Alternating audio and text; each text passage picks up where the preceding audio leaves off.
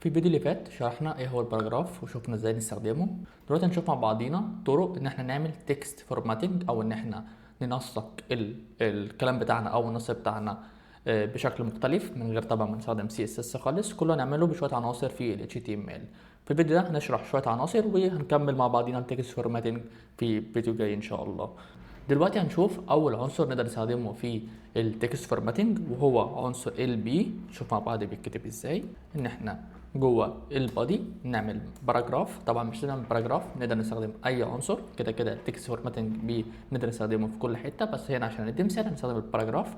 مثلا جوه الباراجراف نكتب please learn HTML CSS very well before learning جافا سكريبت. انا مثلا عندي الجمله دي طبعا زي ما انتم شايفين ظهرت هنا في البراوزر بالطريقه العاديه. احنا هنا كاتبين باراجراف عادي فالفونت اللي هو الطبيعي بتاعه. طبعا ما تنسوش انتوا لو عايزين تشوفوا اللايف سيرفر تيجوا هنا وتعملوا اوبن ويز لايف سيرفر. انا هنا عامله فبالتالي شفت الجمله على طول اول ما سيفت.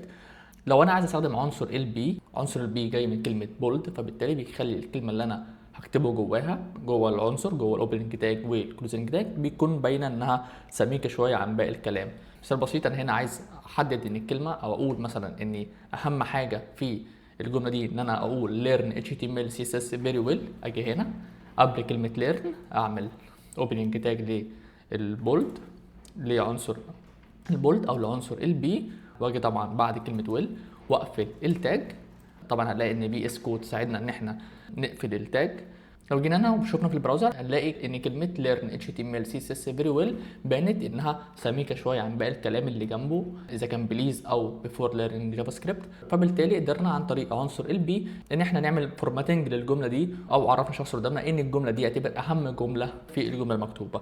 طبعا عنصر البي بنستخدمه للتزيين البصري بس. هنشوف مع بعضنا بعد شويه يعني ايه الجمله دي، لكن خليكم فاكرينها كويس ان زي ما احنا قلنا عنصر البي بنستخدمه للحاجه دي بس.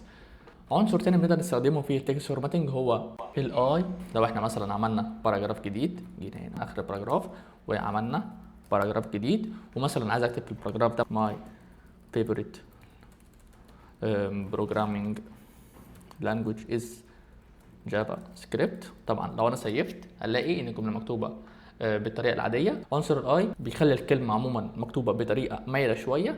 ليه بنستخدم عنصر الاي؟ بنستخدم عنصر الاي علشان خاطر نعمل ميلان على الحاجه اللي احنا هنكتبها. مثال في الجمله دي انا عايز اخلي عين الناس تروح على الكلمه بتاعتي او عايز اشد الانتباه على الكلمه اللي في الجمله دي. في الحاله دي انا عايز اشد الانتباه على كلمه جافا سكريبت، باجي قبل كلمه جافا سكريبت واعمل اوبننج تاج واكتب حرف الاي، وطبعا باجي بالاي وما انساش طبعا اجي بعد كلمه جافا سكريبت واقفل العنصر بتاع الاي.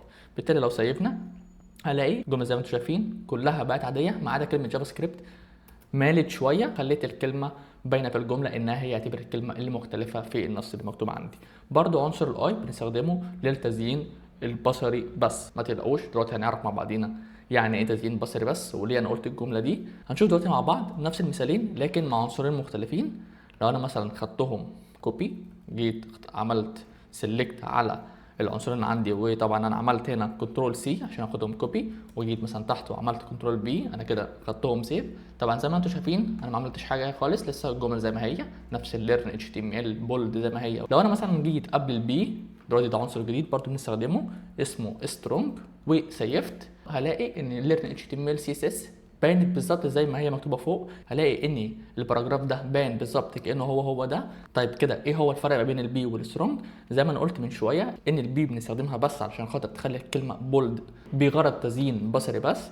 هنا بيجي دور سترونج اللي هو عنصر سترونج اللي احنا كاتبينه هنا. و سترونج مش بس ان احنا بنستخدمه عشان خاطر تزيين بصري بس ان احنا هنخلي بس الكلمه بولد، لكن ده بيدي اهميه للكلام اللي موجود جوه. زي هنا في الحاله دي learn HTML CSS very well، طبعا ده بيدي له اهميه وبيحسن كمان الاكسسبيليتي بتاعت الموقع اللي احنا اتكلمنا عنها في الفيديوهات اللي فاتت وهي امكانيه الوصول. فبالتالي لو احنا شفناها نظريا هنلاقي ان الجملتين زي بعض، لكن لو في حد مثلا بيستخدم السكرين ريدر او بيستخدم اي تول علشان خاطر يقرا له الكلام ده، لما يجي عند البي هيجي يقراها له عاديه خالص، كأن الجمله دي مش بولد ولا اي حاجه، عشان خاطر زي ما احنا قلنا ده غرض نظري بس. لكن لما يجي عند السترونج هيقراها بطريقه قويه بشويه، وهيعرف الشخص اللي بيسمع الجمله دي ان learn HTML CSS very well دي جمله مهمه. فبالتالي سترونج مهمه جدا للاكسسبيليتي، مهمه جدا كمان لمحركه البحث، علشان خاطر يقدروا يفهموا ان الجمله اللي جوه سترونج هي هتبقى اهم حته في الجمله اللي عندي. فبالتالي انصح ان احنا نستخدم سترونج علشان خاطر بتعمل الغرض البصري، انها بتدي ستايل مختلف، وفي نفس الوقت بتعرف كمان الاشخاص التانية اللي ما بتقدرش تستخدم موقعنا بتستخدمها عادي، انما بيستخدموا موقعنا عن طريق السكرين ريدر، بتعرفوا كمان ان الجمله دي جمله مهمه. فبالتالي يفضل ان احنا نستخدم سترونج. طيب احنا كده شرحنا ايه الفرق بين البي والسترونج. دلوقتي هنشرح عنصر رابع واللي هو اي ام، نكتبه كده، وهو اللي جاي من كلمه emphasis اللي يعتبر توكيد. لو احنا جينا نشوف هنا في الجمله هنلاقي ان جافا سكريبت مكتوبه هنا اللي عن طريق الاي، هي مكتوبه عن طريق الاي ام.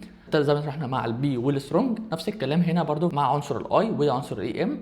عنصر الاي احنا قلنا ان هو بيخلي الكلام مايل ستايل بس او غرض بصري بس. فبالتالي لو جه السكرين ريدر يقرا الكلام ده هيقراه عادي جدا، مش هياخد باله ان كلمه جافا سكريبت كلمه مؤكد عليها او كلمه بتشد الانتباه، علشان خاطر زي ما احنا قلنا ده مجرد بس ستايل.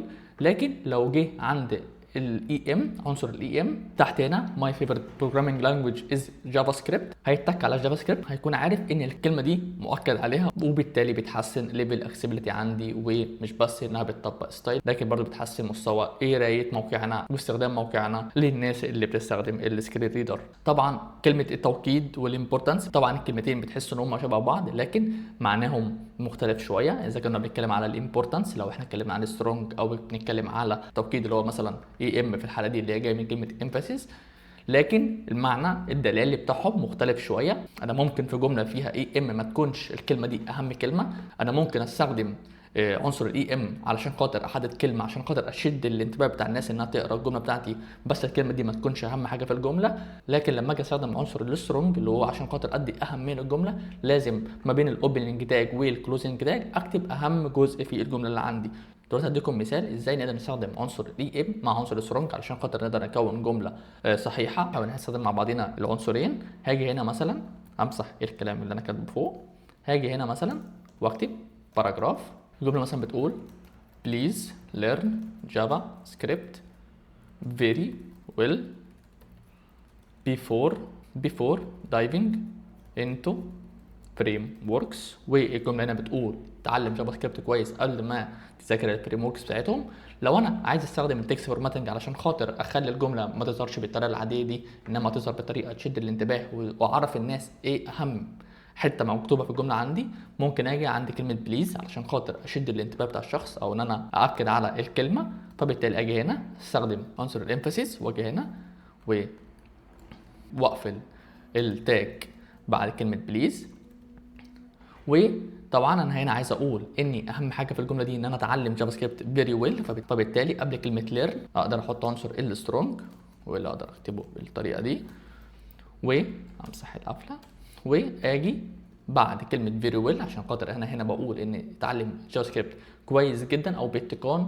فبالتالي هي دي يعتبر اهم جزء عندي في الجمله، او ده الجزء اللي انا عايز اديله اهميه في الجمله بتاعتي. واجي هنا اقفل عنصر السترونج، وبالتالي لو انا سيفت هلاقي الجمله ظهرت كده. فبالتالي اللي هيجي يشوف الجمله هيلاقي كلمه بليز عموما امفاسايزد اللي هي عموما كلمه مؤكد عليها، واني ليرن جافا سكريبت فيري ويل هي الجمله المهمه. فبالتالي الشخص بتاعنا هيعرف ان دي اهم جمله مكتوبه عندي في الكلام ده. وبكده انا قدرت استخدم العناصر المظبوطه والعناصر اللي المفروض نستخدمها بالطريقه الصح. طبعا يفضل ان احنا ما نستخدمش عنصر الاي او عنصر البي، لان زي ما احنا قلنا دول اغراضهم بصري بس. وطبعا الحاجات دي نقدر نعملها بسهوله عن طريق السي اس اس، هنشوف مع بعض ازاي نقدر نعمل الحاجات دي في كورس السي اس اس. لكن طبعا لو انا بستخدم الاتش تي ام ال وعايز استخدمه بالطريقه الصح عشان خاطر احسن من السيو او احسن من نتائج محركه البحث او احسن من الاكسسبيليتي، عشان خاطر الموقع بتاعي يقدر يوصل له كل الناس، مش بس اللي بيقدروا يشوف موقعنا لكن بتستخدموا الموقع عن طريق مثلا السكرين ريدر. فبالتالي يفضل ان انا استخدم عنصر الامفاسيس او عنصر الاي ام وعنصر السترونج علشان خاطر اوضح اهميه الجمله اللي انا بكتبها